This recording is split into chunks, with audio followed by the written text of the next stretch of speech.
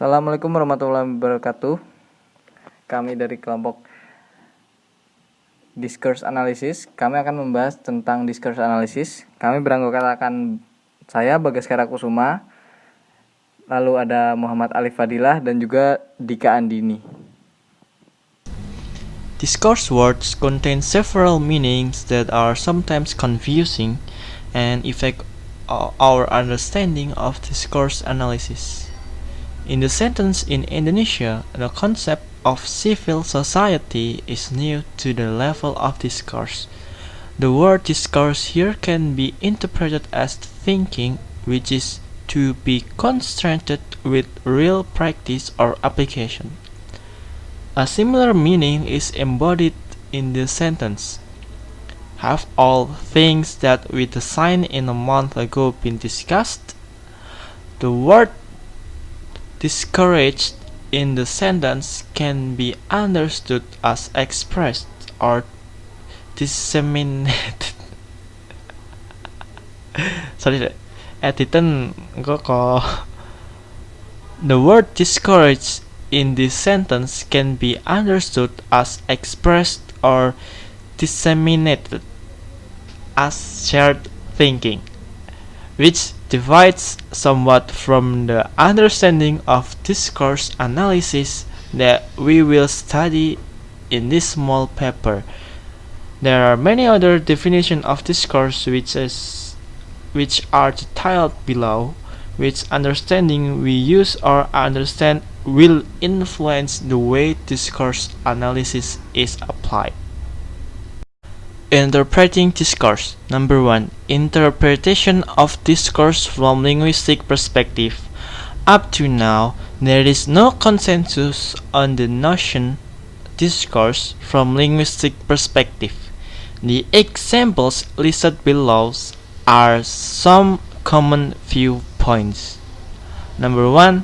Discourse is a language unit beyond sentence. Number 2. Discourse is more than words in clauses. Number 3.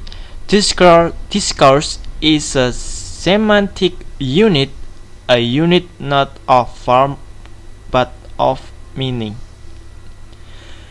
Different definition will inevitably spawn diverse focuses on research field.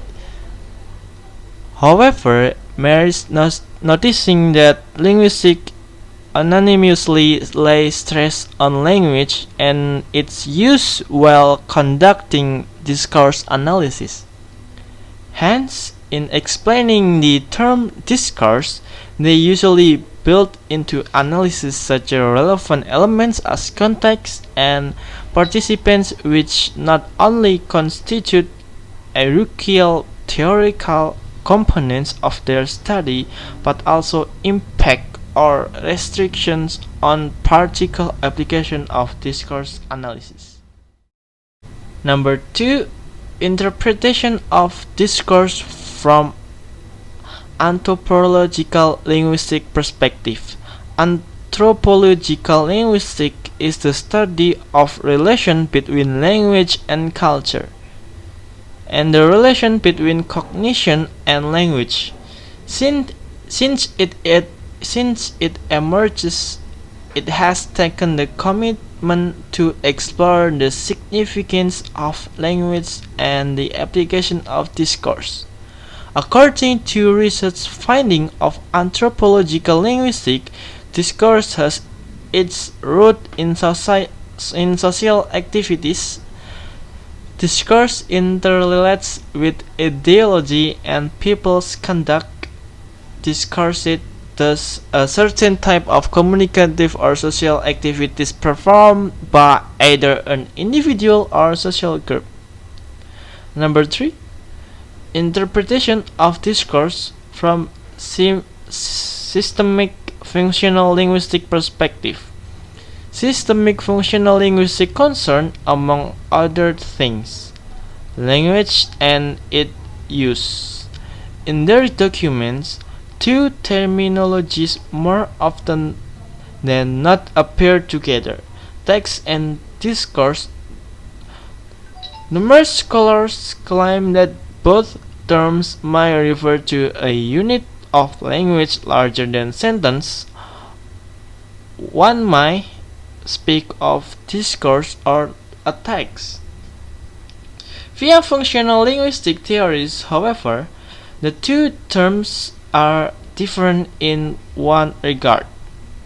Discourse is a dynamic, multi-dimensional process. A text is the static product of that process. Here, text will be adapted to replace both terms. Conversation analysis, turn taking. One is the obvious characteristic in conversation is changing speaker. When make a conversation with one another, whether conversation directly face to face or indirectly, such as via the telephone or other media, we take turn to talk. Sidnell and Stevers, 132. In many contexts, conversation turns are a valuable means to participate on social life and have been subject to competition. Rule of turn taking 1. If the current speaker has selected a particular next speaker, then that speaker should take turn at the place. 2. If no such selection has been made, then any next speaker may self-select. If self-selection occurs, then the first speaker has the right to the turn. 3. If no speaker has been selected, then alternatively the current speaker may but not need continue talking with another TCU unless another speaker had self-selected, in which case that speaker changes the right to the turn. The mechanism of turn taking. First, taking the floor.